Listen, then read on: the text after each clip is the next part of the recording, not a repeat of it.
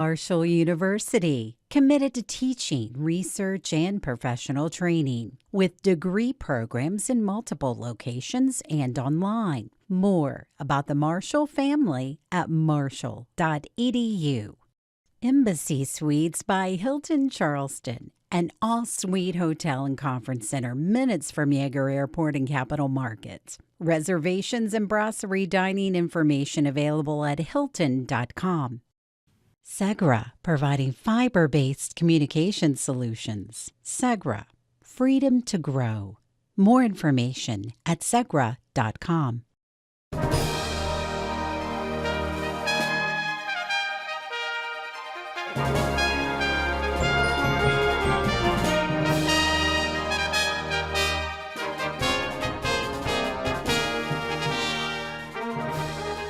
Welcome back to the Legislature today. I'm Bob Brunner. Thanks for joining us. The House of Delegates approved House Bill 2007 Friday. The legislation would limit gender-affirming medical treatment and surgery for transgender youth. Here are some of the highlights of the debate on the floor. Can you provide us with any evidence from Judiciary Committee or otherwise that these surgeries are even taking place in West Virginia? We have no, there was no testimony provided in committee that there are surgeries taking place. Okay, so no doctor came in the committee and said, yes, I perform these surgeries on a regular basis and they take place at X hospital. That never happened? We did not receive testimony from a doctor, but I cannot confirm whether surgeries take place in any of the instances laid out in the bill, particularly with regard to the exceptions set forth. Okay, so there was no evidence provided, in other words. You don't have any evidence that surgeries are taking place in West Virginia? We have no, we do not have any data. I have no data right here. Okay, thank you for yielding. Why is this legislature so obsessed with the bedroom, the exam room, and any other room they can be in? Smaller government, right? That's what we hear all the time. It doesn't exist here. If you actually took the time, but this place doesn't take time. We don't have conversations with doctors, actually speak to children, not in committee, nothing. And it's going to harm children. Our trans youth are attempting suicide more than 10 times as often as other kids. There's a crisis. And evidence-based healthcare is helping address this crisis. It's keeping kids alive so that they can make it to adulthood and be productive members of society. We can be proactive instead of reactive. That's the kind of conservative legislators that our citizens want. This body effectively banned abortion last year, and now there's more of us than there were before. There's a clear appetite for this kind of conservative legislation, and I encourage you all to vote yes. I stand before you today once again to speak out against a harmful piece of legislation, House Bill 2007, that this body in the majority has made a priority. Some of the people in this room have decided to use our short 60 days together to punch down on an extremely vulnerable population, our youth, rather than seek solutions to help our people thrive. And I think that an argument can be made, a good one, that this legislation relates to the health, safety, and well-being of minors in the state of West Virginia, and what's before you today substantially relates to that interest. And that's why I urge passage. House Bill 2007 passed on a vote of 84 to 10. It now goes to the Senate. The Senate took up two bills Friday morning relating to gambling in the state. First up, Senate Bill 345 that includes a rule relating to fantasy sports betting, specifically the rapidly growing daily fantasy sports. West Virginia's Constitution prohibits private lotteries and other games of chance, but an opinion published by Attorney General Patrick Morrisey back in 2016 determined that daily fantasy sports rely on knowledge and skill and therefore do not constitute games of chance. The new rules from the Lottery Commission would require daily fantasy sports to only offer games that permit players to play against other players and not the company or the house, and forces them to register with the Secretary of State when offering games that are based on chance. Senators also took up Senate Bill 457, which would remove the Alcohol Beverage Control Commission's power to prohibit bars from hosting gambling or gaming devices. Senate Bill 457 amends a single section of code relating to Alcoholic Beverage Control Commission licensure of private clubs. It removes allowing gambling on premises from the list of actions that constitutes a violation of a private club's ABCC license. I'm happy to answer questions and otherwise urge passage of the bill. Both bills, as well as 4 other bills, passed the Senate and now go to the House of Delegates for its consideration. The Senate Finance Committee spent the first several weeks of the session hearing budgetary presentations from every department of state government, but Friday morning it turned its attention to how the last of the state's coronavirus relief funds were to be spent. Chris Schultz has more. The Senate Finance Committee wants to know how $10 million in CARES money ended up being donated by Governor Jim Justice's office to Marshall University for its new baseball stadium. The money was donated to the university from the governor's Gifts, Grants, and Donation Fund and was transferred into that account in the weeks before the federal deadline to spend CARES funds. Senator Eric Tarr, a Republican from Putnam County and finance chair, questioned why a total of $28 million of CARES money was transferred to the Gifts account in the first place, given the qualifying expense for the money was listed as the Division of Corrections and Rehabilitation. Berkeley Bentley, general counsel to Justice, told the committee that as special federal revenue, the money could only be transferred into a special revenue account. I understand that we still have National Guard in our corrections facilities now. They are today, yeah.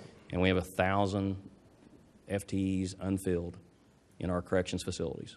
And we have a request for a $200 million deferred maintenance to go to corrections. So we're under that state of emergency right now. And when you transfer the last $28 million, which doesn't come close to covering any of those corrections expenses, the governor decides to put it into a discretionary account and then start putting it into AstroTurf on baseball fields. I want to ask you what part of that is appropriate. When the state reimburses itself, there is no direction under federal or state law that directs where that money goes. It could not go into the governor's, this was an account within the governor's account, or an account within the governor's office that was specific to CRF, transferred that out, not to where it would normally go, I think is how we were looking at it. The governor's civil contingent fund, rather it had to go to a special revenue account, and the most likely candidate was the Gifts and Grants Fund. And ultimately a baseball field. Earlier this week, the Senate Finance Committee heard directly from the Division of Corrections and Rehabilitation about their $200 million deferred maintenance costs, including at least $27 million worth of locks that need to be replaced across the system. Bentley told the committee that the transfer was made to officially spend the CARES money by the September 30th deadline and avoid returning the money to the federal government. Once the qualifying expense was paid, he said the state can use those funds for any legal purpose. We've spent $1.25 billion. We did that. When we transferred it out, it's no longer CARES, but the money's still available for any lawful purpose, which includes the payment of those invoices that some of them you read off. They're related to COVID, but we're after the reporting deadline. So the money was transferred over to pay things that the invoices we hadn't received yet, not timely, what have you. But it's also available for any other purpose that is legal under state law, no longer subject to the CARES Act requirements. Later in the meeting, after questioning a representative of the state's ethics committee, Tarr considered the possibility of the committee following up later with the day's discoveries. For the Legislature Today, I'm Chris Schultz. Two of the bills on third reading in the House on Friday dealt with immigration laws and county financial transparency. House Bill 2008 requires state and local entities, along with law enforcement agencies, to cooperate with the enforcement of federal immigration laws. In floor debate, it was noted that there are no so-called sanctuary cities in the state now, but also pointed out that could change. The bill would deny state funds to entities not enforcing federal immigration laws. It passed 87-6. House Bill 3091 would require all counties to be included in the previously voluntary state auditor's financial transparency website. The bill allows taxpayers to easily access the details of how the state is spending its tax dollars and what performance results are achieved for those expenditures. It passed 93-0. 6 other House bills passed third reading and now go to the Senate for its consideration. A number of health-related issues have been on the table this legislative session, from gender-affirming care to PEIA coverage, even foster care and splitting up DHHR. Today, for our Reporters Roundtable, Chris Schulz is speaking with WVPB's Appalachian Health News reporter Emily Rice and Alan Sigler from the Mountain State Spotlight.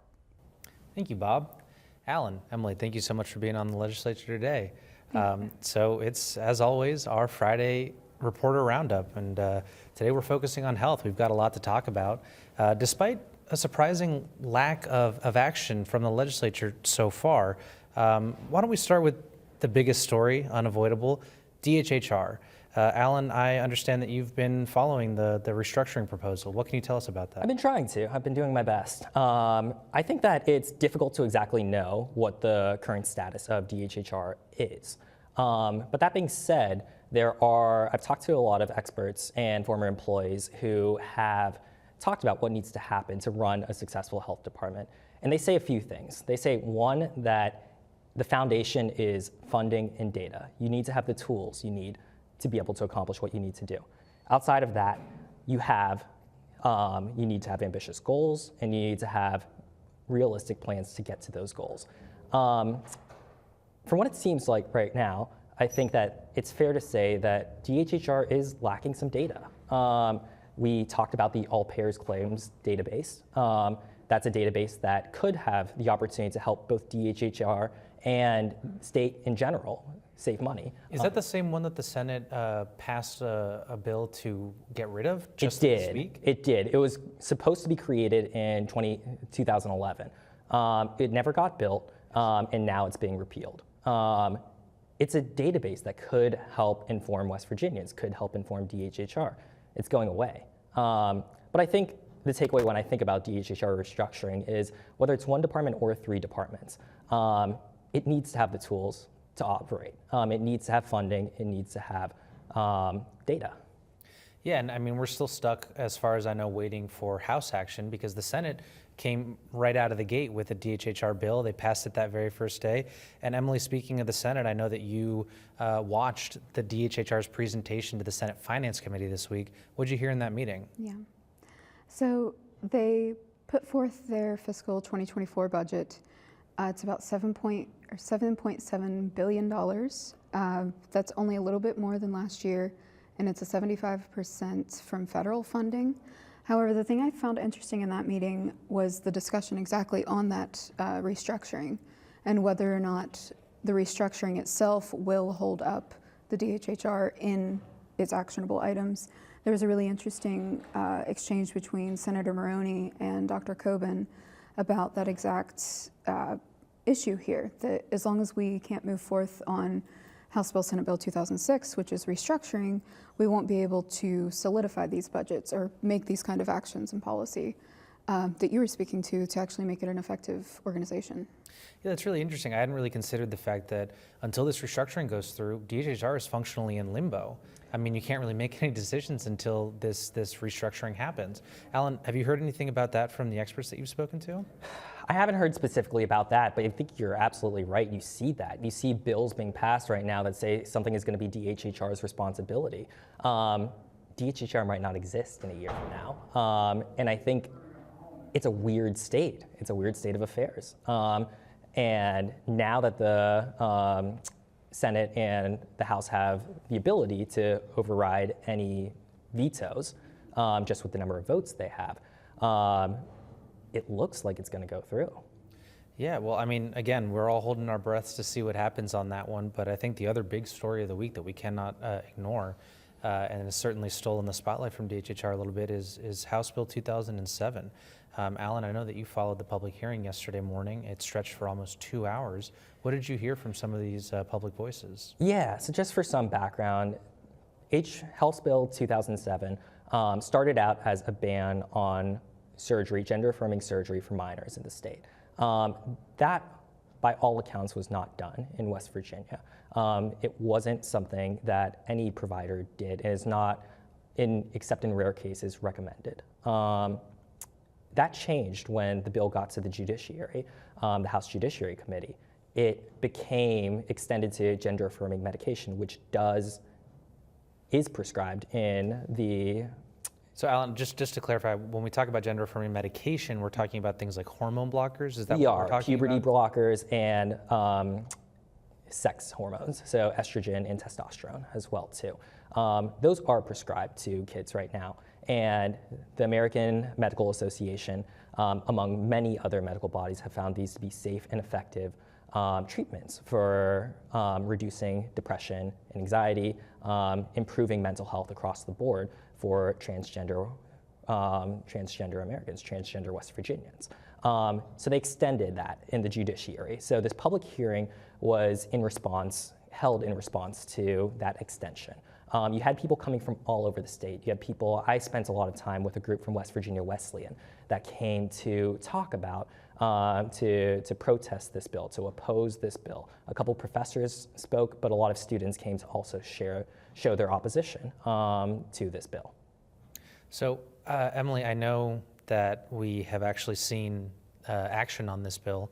Did the legislators listen to what we heard yesterday? That's a difficult question to answer, as myself, I'm not a legislator, but they did vote on it after some contentious conversations back and forth between, on both sides of the aisle, back and forth for, I believe, about an hour and a half. The vote finally came down to 84-10. It did pass the House. Was that vote on party lines, more or less? It was on party lines. The only absent votes were one Democrat. I can't recall the name at the moment, but there were a couple of absent votes, but it was directly down party lines. Well, I believe Elliot Pritt, the Thank Democrat, you. Thank you. Also Excellent. voted for the. And this is why we have a roundtable, so Exactly, that we get yeah. a multiplicity of voices. So what exactly was that debate? I mean, after the public hearing where we had so many West Virginians come out and say, we're against this and this is damaging, what was the debate that the legislators actually had in the room? Yeah. Well, something Delegate Danielle Walker actually brought up during her time was the lack of attendance of lawmakers at the public hearing. A lot of that has to do with committee meetings that happen in the mornings. But she took her time on the floor to read those statements from the people that you're referring to that spoke yesterday. So they did, on the hearing, on the legislators actually hearing this, they had to hear it. Yes, this morning we all did. But they did not act differently. Most of them stayed down their party lines. They said they had spoken to their own experts. They said, they've spoken to their constituents. Each side had so many hypotheticals that, are never going to come to fruition in most situations. But there was a lot of debate, a lot of worst case scenarios, but it did ultimately come down to party lines. Did anything stand out to you from that debate? I think Emily hit on a lot of the big points. Something that stood out to me from the day before was we talked about some of the people who were missing from that discussion, from this public hearing. One notable person missing was lead sponsor Jeff Foster. He said he had another committee meeting to be at. I was able to talk to him after the meeting, the public hearing had ended and before the floor session started. He said that there is no clear evidence that gender-affirming medication reduces depression, reduces instances of suicide.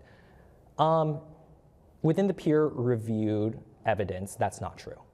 There is clear evidence that gender-affirming medication, gender-affirming hormones has this sizable reduction in depression, anxiety, and attempts at suicide.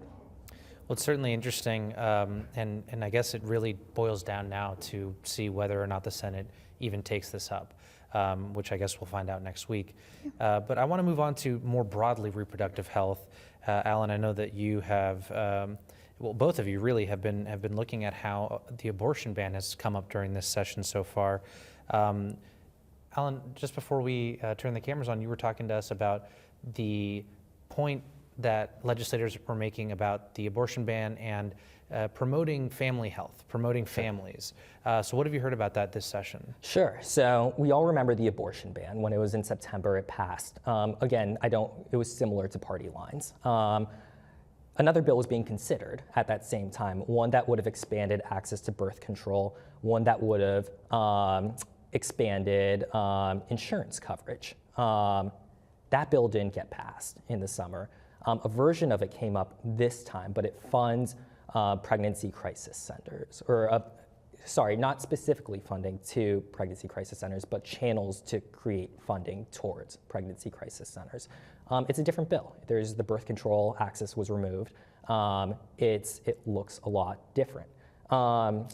That is, again, we go back to legislators said when they were passing the abortion bill, they were going to make it easier for West Virginian families to both have and raise children. There's barriers to that right now. There's childcare is really expensive. You have lack of coverage of Medicaid oftentimes. You have really hard access to temporary assistance for needy families. West Virginia Works, that program. There are some bills right now that could make it easier to improve health outcomes, or to improve health in the state, reproductive health. Yeah, and Alan, I'm sorry to cut you off. I just know that we're talking about access to health and access to even a place to give birth is Sure. a huge problem in this state. And I want to get to that in just a second, but very briefly, Emily, I know that you've been following a couple of lawsuits that popped up over the last couple of weeks with regards to the abortion ban. What have you seen? I was actually doing research exactly for that and came across a filing from the ACLU Wednesday, I believe, against the state of West Virginia for HB 302, which is the legislation that you were talking about that passed in September during special session. What the ACLU is purporting in this lawsuit is that it is irrational and unconstitutional. I've been trying to reach out to the ACLU to figure out exactly what that means in legal terms, but haven't had any response yet.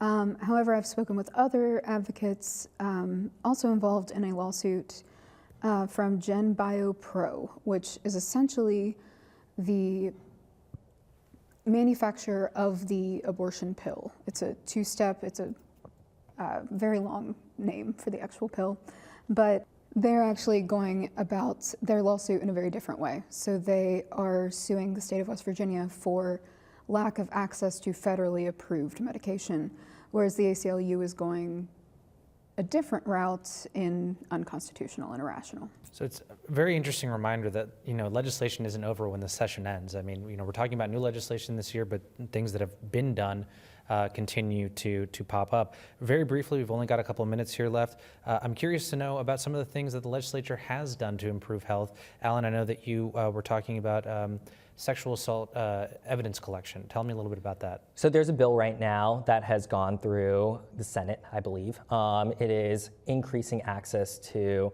these sexual assault forensic examinations. If this bill were to pass, it would require that every emergency room in the state have staff who are trained in how to collect evidence after the victim of a sexual assault comes to an emergency room. We have to understand, this is a very time-sensitive procedure. You only have a few hours to get it done after someone has become the victim of sexual assault. So how does that square with our inability to staff the positions that we already have? It's tough, especially when right now, as it is, there's no fiscal note on this. There needs to be funding. I'm talking to people from this, one of the state coalitions that does a lot of work on this, and she said that it is absolutely necessary for there to be funding to make this happen. Otherwise, it just won't. Well, and that certainly continues to be an issue, which we hopefully will see resolved as the session continues. That's unfortunately all the time we have. Alan, Emily, I want to thank you both for being on the legislature today. We really appreciate your insights, and hopefully we can do it again sometime on another Friday. Thank you so much, Chris. Thank you for having us. Back to you, Bob. Thanks for that, Chris. Tune into the legislature today, Monday through Friday at 6 p.m. We'll have more news and interviews from the 2023 legislative session. And remember, West Virginia Public Broadcasting is covering the session daily in our radio news program from West Virginia Morning and on our news site at wvpublic.org. We also broadcast the daily floor sessions of both the House and Senate on the West Virginia channel, and we stream those on YouTube as well. I'm Bob Brunner. Thanks for joining us. Have a good weekend.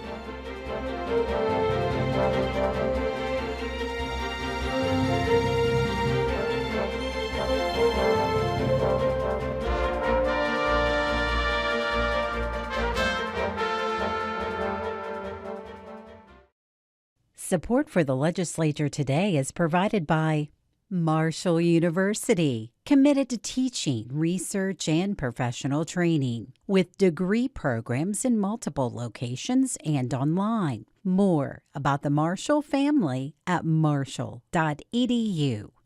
Embassy Suites by Hilton Charleston, an all-suite hotel and conference center minutes from Yeager Airport and Capital Market. Reservations and brasserie dining information available at hilton.com. Segra, providing fiber-based communication solutions. Segra, freedom to grow. More information at segra.com.